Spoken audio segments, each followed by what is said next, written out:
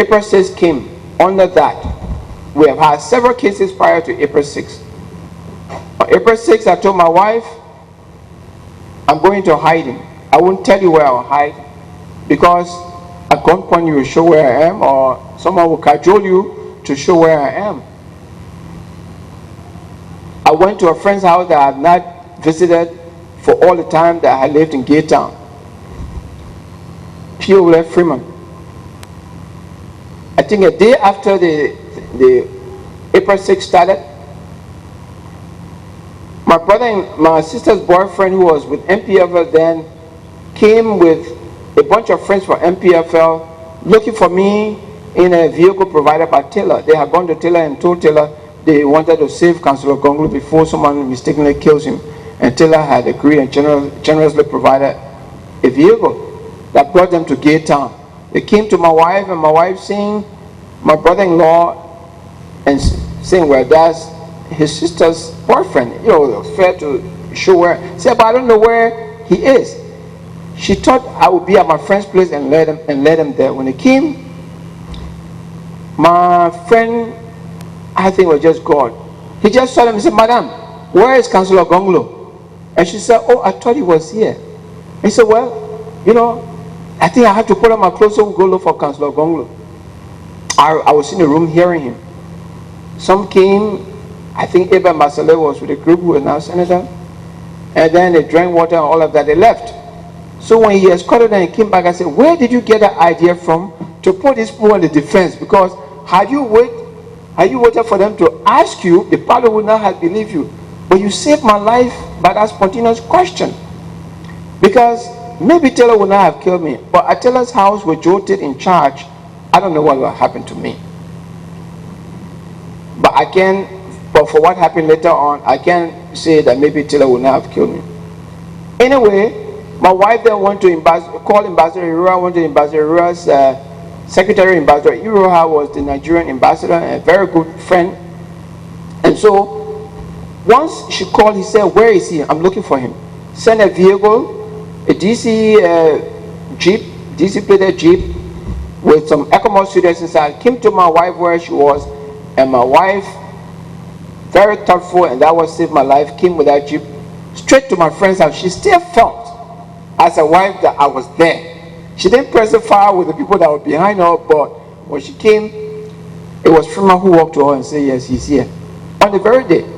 And then I got in the Jeep and went to safety at Nigerian house. There I met Company Wisa and his family. Later on, my family joined. On one day, which I think was the day I came closest to death, Ambassador Iroha asked me to escort him to ecomog base. We went to ecomog base. On our return, the AFL had attacked the ELW junction, and then we were stopped by NPFL fighters ready there now to go. I was between Medina Wise, Mrs. Medina Wise, Chris, one of the aides of the ambassador, and the ambassador himself sitting on the side. Ambassador gave me a face cap. I was sitting in the middle. But what got me really scared was on the JCN Howard side, coming from Pinsville, was standing on that side Joe Tate, General Joe Tate, Kuku Dennis, Chauncey Richardson, Benina Ure, and Charles Bright. And all of them armed. And then Joe Tate started walking towards the car. I became lifeless. I couldn't say a word. And then, like Ambassador Iroha was reading my mind, he jumped out of the car and ran towards Joe Tate and grabbed Joe Tate's hand and walked back to the wall where the other gentleman was standing.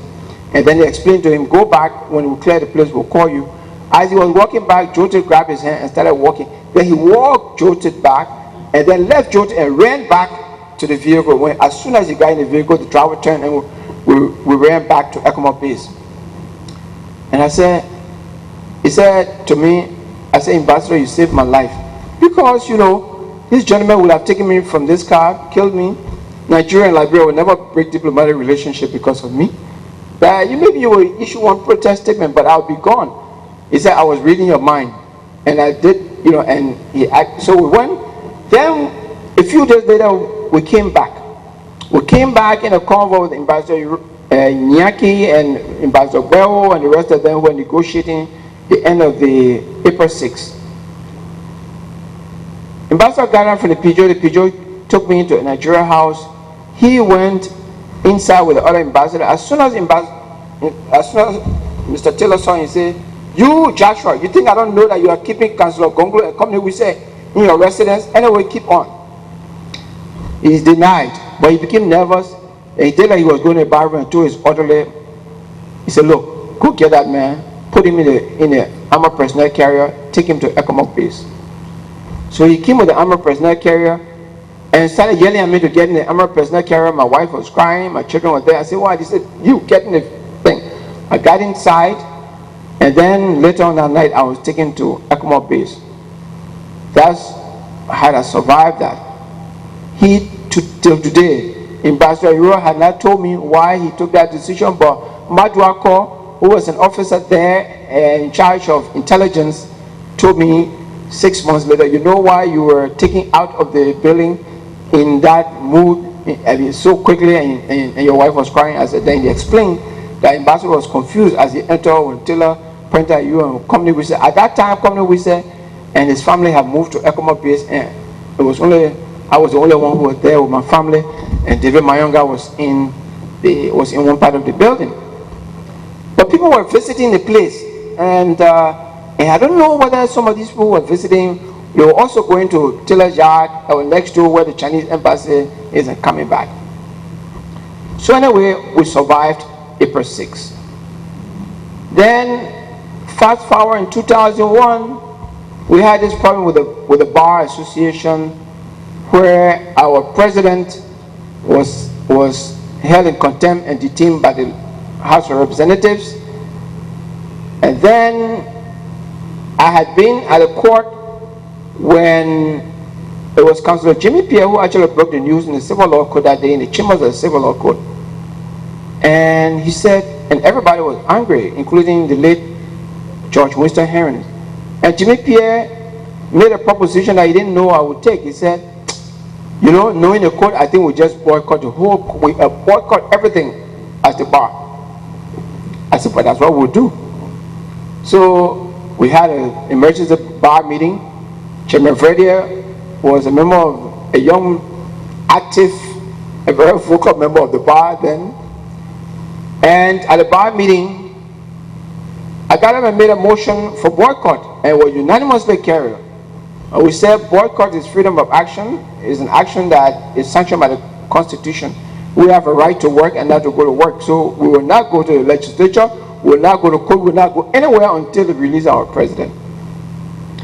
Later on, then while he was there, the president of the acting president of the bar, the vice president, set up a committee with me, Benedict Sanon, Councillor William Gwinter, and now Councillor Clark, to draft the position of the bar.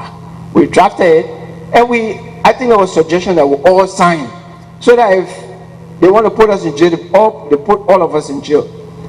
But the prevailing view was, let the leaders of the bar sign. So the president of the bar and the vice president from Monrovia County bar signed. Ishmael Campbell from Monrovia and Marcus Jones, vice president of the bar. Because they signed, they were also cited for contempt, legislative contempt. And then they were held in contempt. We said, "But we all wrote this thing."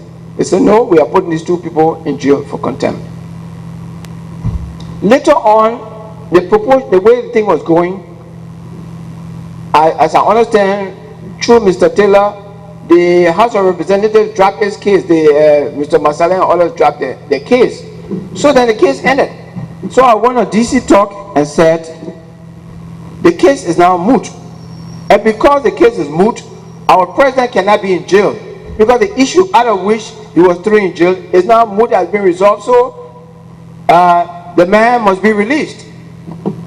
The next morning, Taylor also appeared on the DC Talk and said, yesterday there was a lawyer who appeared on this radio and talked about mootness of issue.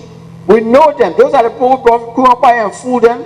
They can dress in dark suit in the middle of the night. We still know them. That got a lot of my friends afraid. And people were asking me to leave the country. I said, I'm not leaving.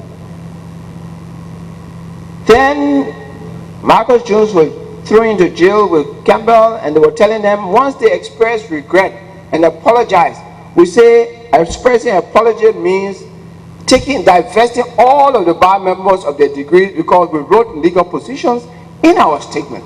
We will not express regret. Through the intervention of some prelates and elderly women, Mary Burnell, Teresa Lee, Sherman, and the rest of them, Ruth Perry, they started negotiating the end of the crisis. When it looked like they were going to end it, first some of our friends in the bar were calling us Taliban, me, Councillor Freddy, and the rest of them, because they said we're hardliners, so they were calling us Taliban. So all the women who came to negotiate, they said, look, we have talked to the house. There is a way, but they want to meet the bar and see how we can resolve it. But you, Councillor Gongloe, please don't go. And I said, how wouldn't I go? Because I'm a member of the executive council of the bar. So all of them say I shouldn't go, Benedict Sano shouldn't go, Elizabeth Boyner shouldn't go, the name, all these Talibans who shouldn't go. Well, we didn't go. Later on, the issue was resolved in a very controversial way because there was a statement that seemed to be like regrets or whatever. And many of us were not angry with the statement. Anyway, we're not happy with the statement. One of the things that happened to our colleague, Councillor Jones, was that he stayed in jail until his 30-year-old son died. While he was in jail, I still remember that moment. And while the issue was not resolved, the by-election was coming up, so many of us decided that we would make Councillor Jones and Councillor Campbell president and vice president of the bar to embarrass the government and say that the president and vice president of the bar are in jail. So I wrote a letter, and I personally took it to Central Prison after visiting ours, and got the two gentlemen to sign, and I brought it and sent it to Councillor Vani Sherman, who was chairman of the Elections Commission. So we unanimously elected the two of them, and then subsequently, with that and other actions, two of them were released. Our action worked. Later on, Councillor Jones told me, well, Taylor had come out while this crisis was on and said, there is a bar in the bar that is causing all this trouble. So later on, when Councillor Jones was released from detention, he said he met with Taylor at a meeting arranged by some people, and Taylor expressed concern about me and pointed to me as one of the bar in the bar. So he came and said, look, as he usually call younger members of the bar, small brother, he said, small brother, you know, you stood up for me and everything. We had even gone a file petition already, Hebrew couples, to get them out of jail, questioning the legitimacy of their detention. That one was denied. So he said, you stood up for me, you spoke and everything, but I got to tell you what I hear. Taylor is very concerned about you. You worked with Saye before, and he said that you are one of the bars in the bar that you were referring to. I said, well, I hear you, but I'm not going to tell anybody. I'm not going to be paranoid around. I'll go do what I do, speaking and defending the people I should defend. A few months afterwards, Isaac Musa, who was military advisor, met my younger brother, who was in the law school now. Philip Gongloe was working in my law firm. And Philip had gone to pay our telephone bill, and Isaac Musa was chairman of a special committee to collect telephone bill till I appointed him. And he said, you, what is your brother looking for in Liberia? Amos Sawyer has left. Kofi Wu has left. Komini Wuse has left. He just named a whole lot of people. So what is he doing in this country here?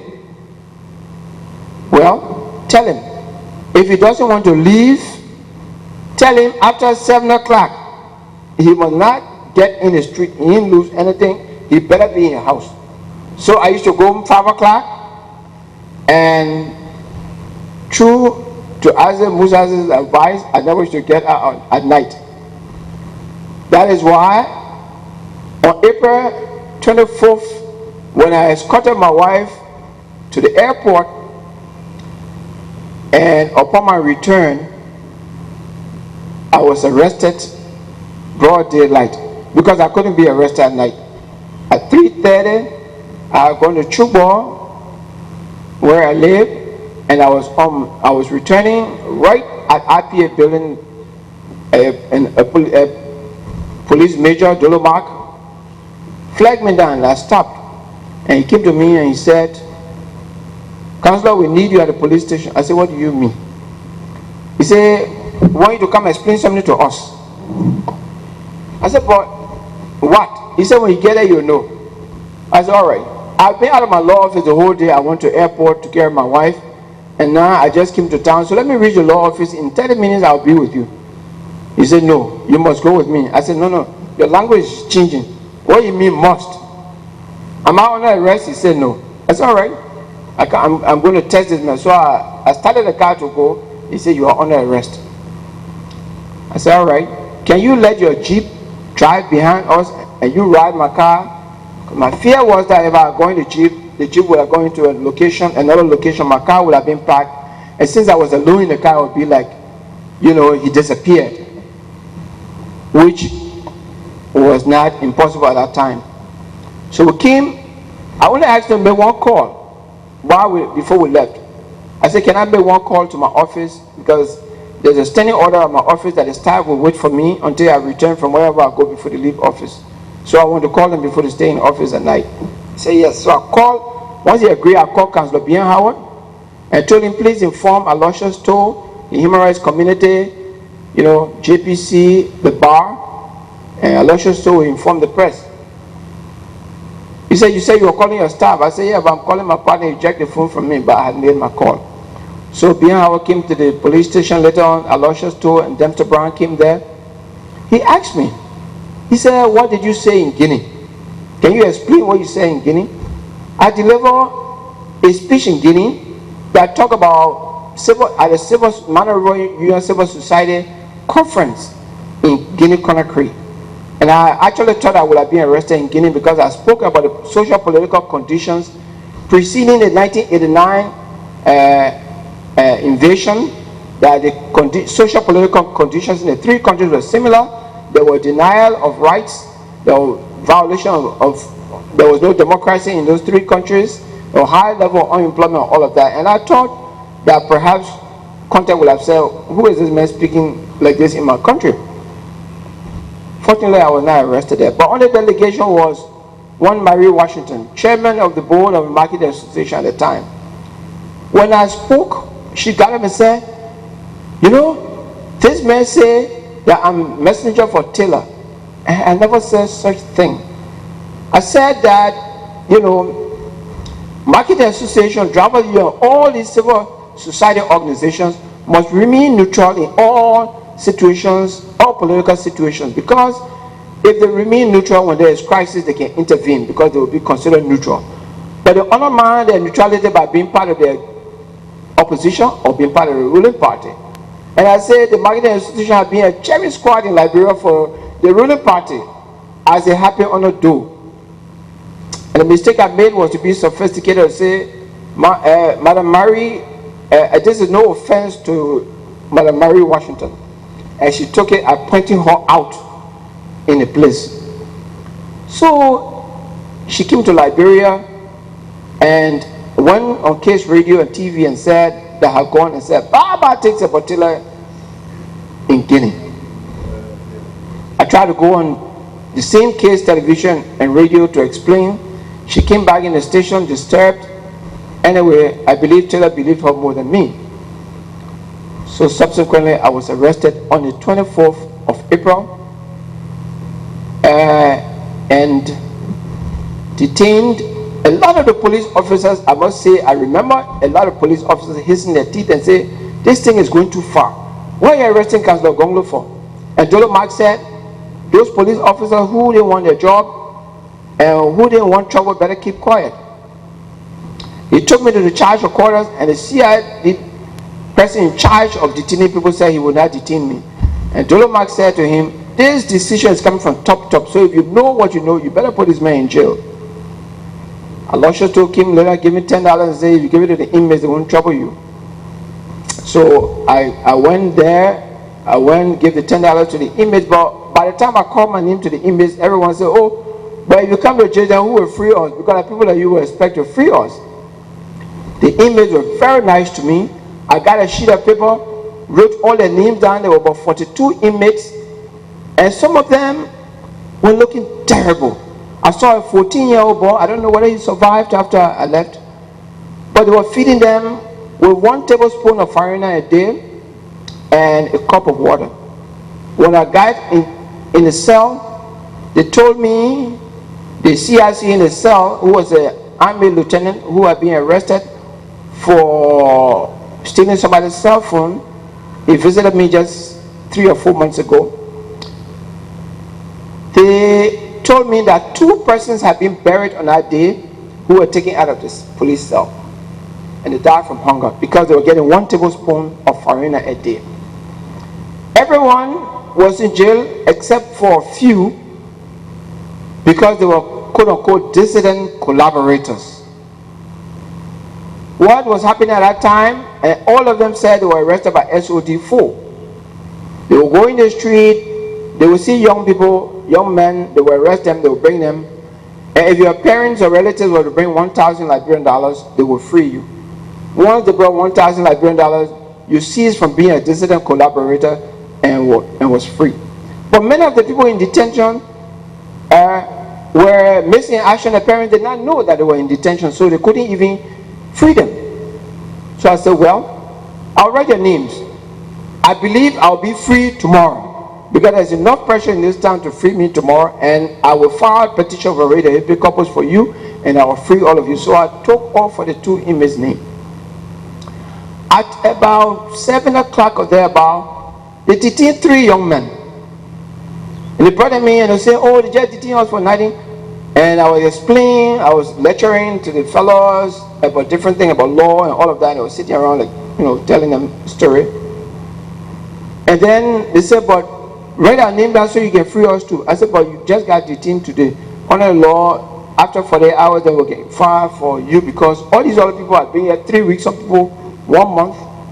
So, you know, but I'll write your name now just so that if you stay here long, we can release you. Then he said, I said, what they arrested you people for? They just arrested, they say, one man said, one money changer said, we took his money, so 3 hours took his money, so they put us in jail. They did not know why they 3 security officers had been detained. Later on, the other one, the guy called Stephen Colley, told me, I said, what's your name? He said, my name is Stephen Colley, and that's the only name I remember. He said, I was a member of LPC, working with Ruth Attila.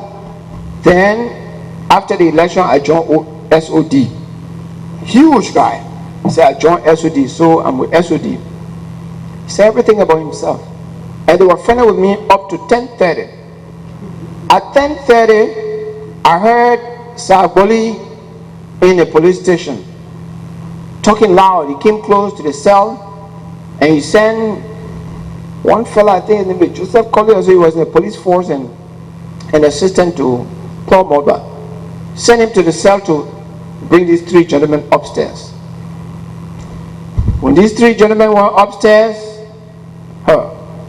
when they came back, they were total beasts. The same guy that had been friendly with me started kicking me and saying, stand up. You think we don't know you are a dissident collaborator? You all want to overthrow our old man and take out a job, and you can't sit there and be talking about law business. You think we don't know you, human rights lawyer, what? Come and take out your clothes. Take out your shirt. Take out your brief. They took me in the restroom attached to that cell that was filled with urine and ordered me to step in the urine and told me to pump tire. I did that. I counted up to 2,000 and I couldn't count anymore. I couldn't make it. I collapsed in that urine of all these inmates. It went on until I believe 1 o'clock because he looked at his watch and said it was 1 o'clock. The huge guy. At some point around 1 o'clock, I saw myself lying on the ground, and there was sweat all over me, and there was wax, kind of wax all over me. And what had happened was that apparently I passed out, and to revive me, they were using hot candle wax to revive me. So when I came through, I just saw candle wax all over me. He said, oh, hey, you joking? we finished with you yet. Anyway, I'm tired now, we'll resume in the morning. At 6 o'clock, true to his word, to resume. And we're in the basement, so it was still dark. I couldn't sleep that whole night. I stayed up, and I heard people crying in the courtyard. You will hear somebody crying, and then the noise would just cease. I was wondering whether people were being killed in the garage area the whole night. And in the morning, the lawyers, I didn't know the lawyers had come. People are packed in the police station, and people are there standing up for me. Everyone. So it must have been around 9 o'clock.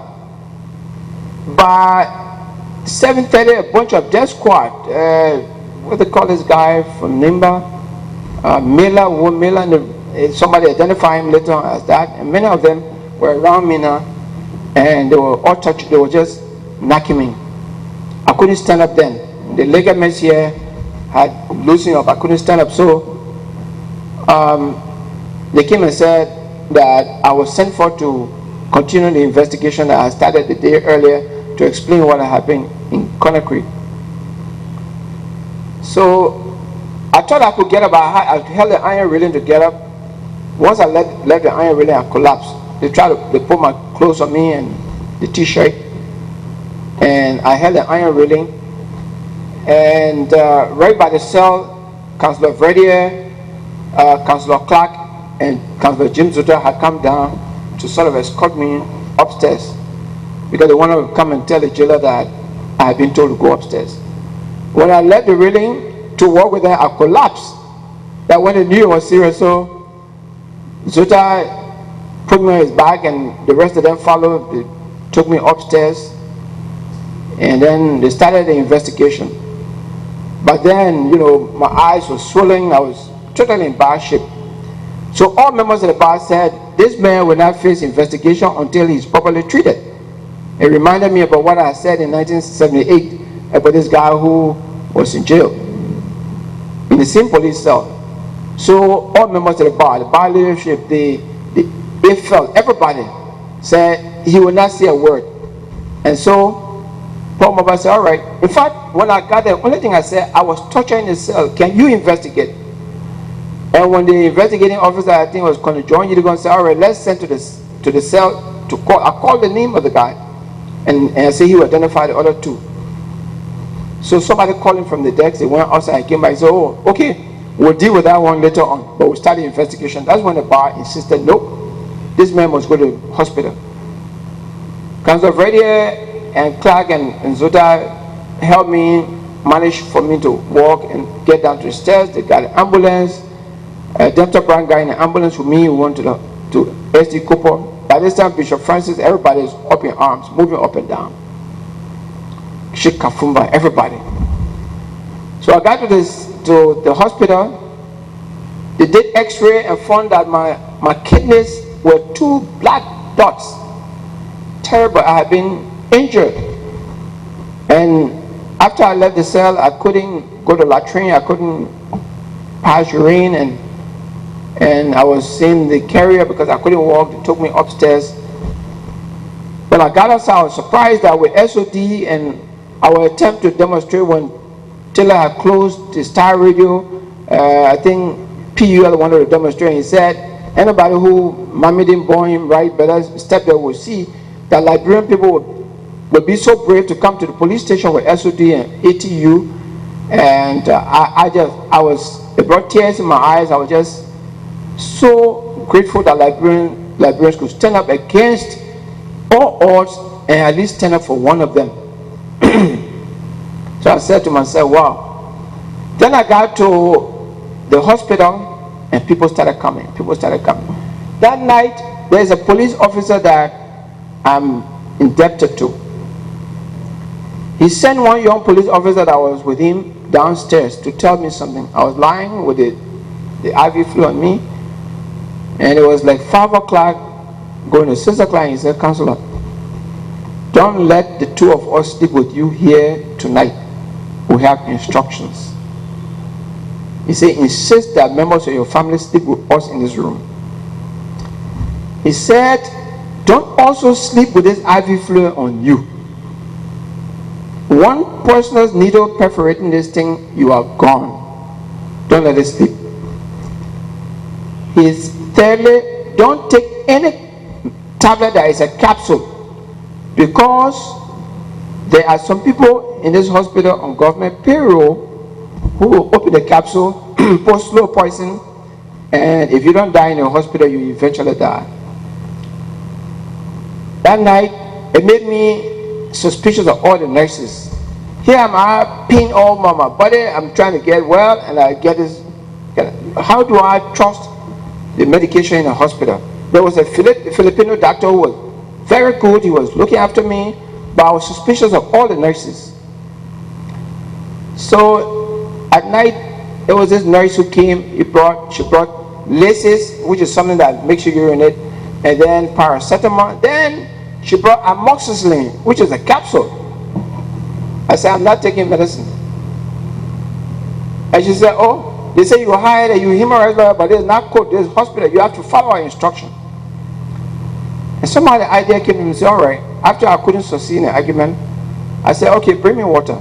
So she turned her back to bring the water. I let the 2 capsules drop under the bed sheet. The laces, I knew it, our tablet, not capsule, and the paracetamol. So when she brought it, I drank the other tablets down. And the next morning, before she could bring it, I sent my younger brother. I gave the tablet to my brother. I said, keep it. I explained it to them, so he kept the tablet.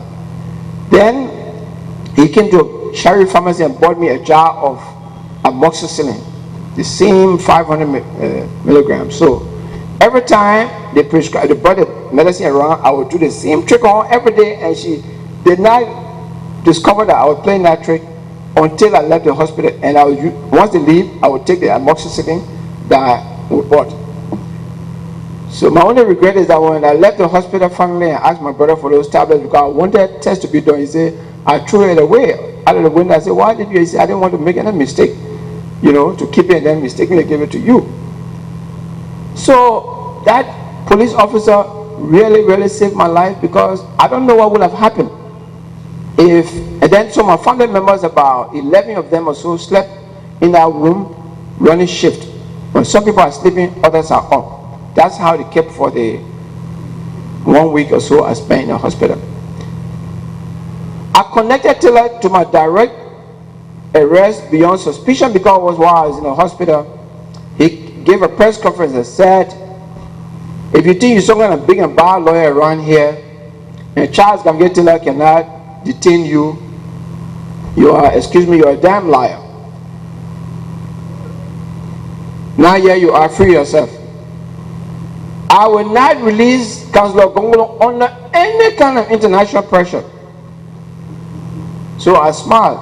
And my mother was in the hospital and said, oh, president can use damn fool and those kind of words. I said, well, that's your president, because a lot of our people up in Nimba were NPP, and they used to tell me, why am I opposing this man who keep the freedom and all of that? So I smiled. I said, I'm smiling because the president is acknowledging that there is pressure coming from somewhere, so I know I will be free.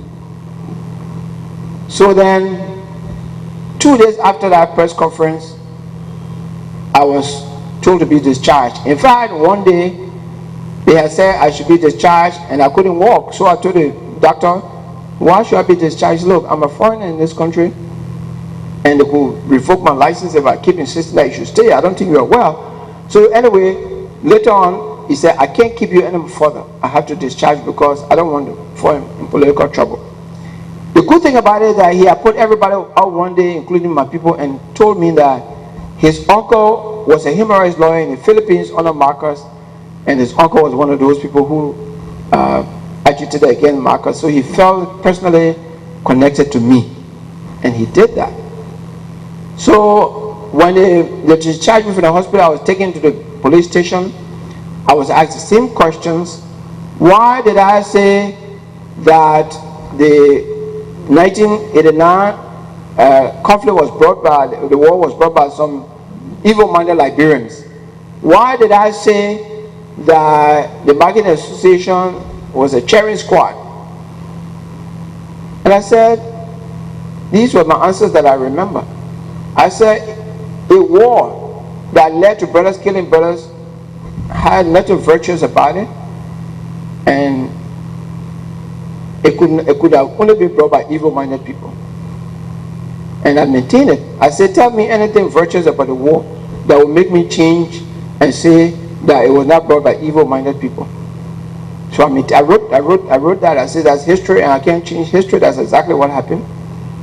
And then I said, yes, the bargaining association has been cherry squatting our country from time immemorial. Why you want me to change this? And I must say a good number of CID persons ran away from my case, including the head of CID at the time, Lemmy Reeves. He didn't want to be associated with my case. The current director of CID didn't want to be associated with my case, Zago.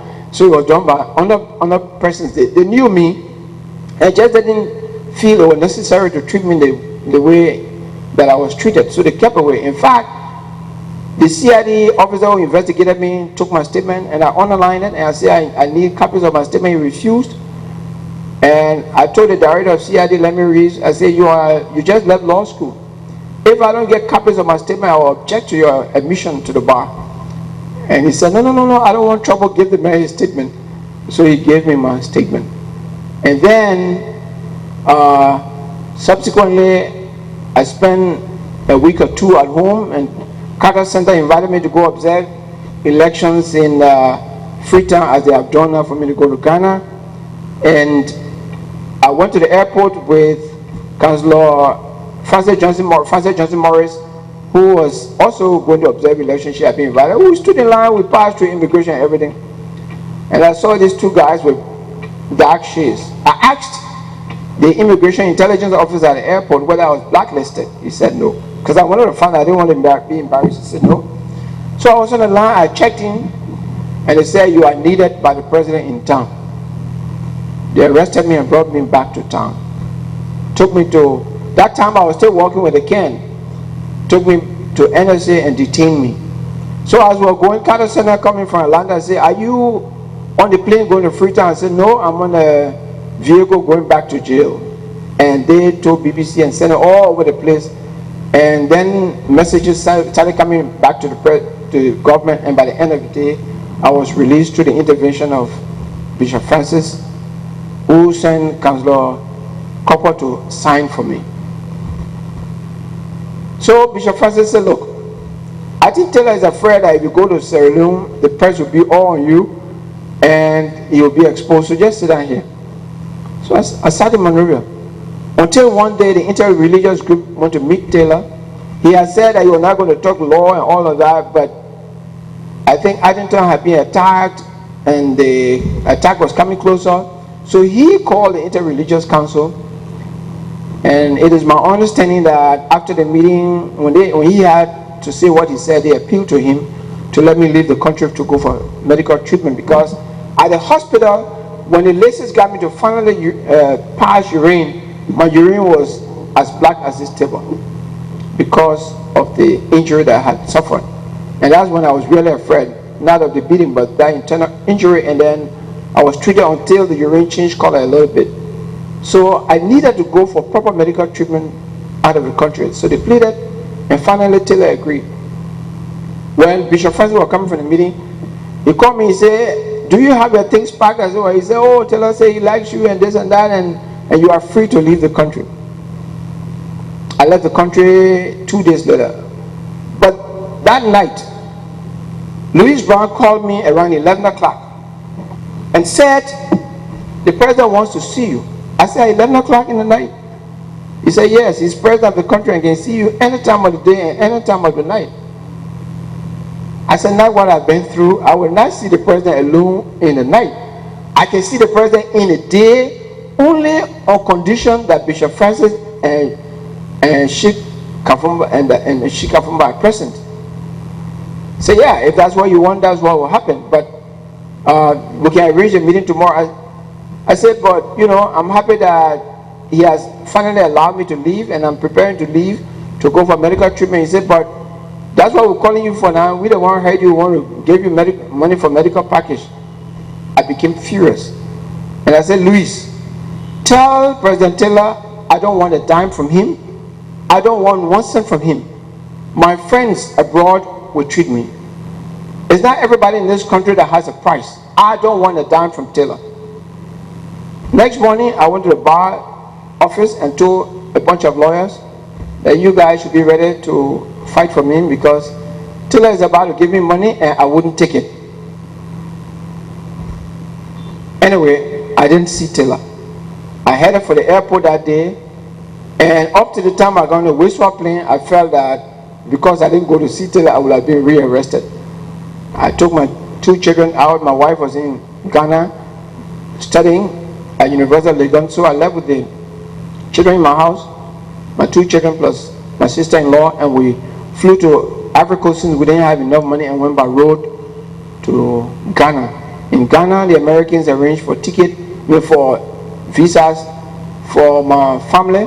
I was given visa, they got visa, and Amnesty International paid for the tickets, and Universal Human Rights helped to pay for my ticket, and my family relocated to the United States. I must express thanks to a whole lot of people for that, for my survival.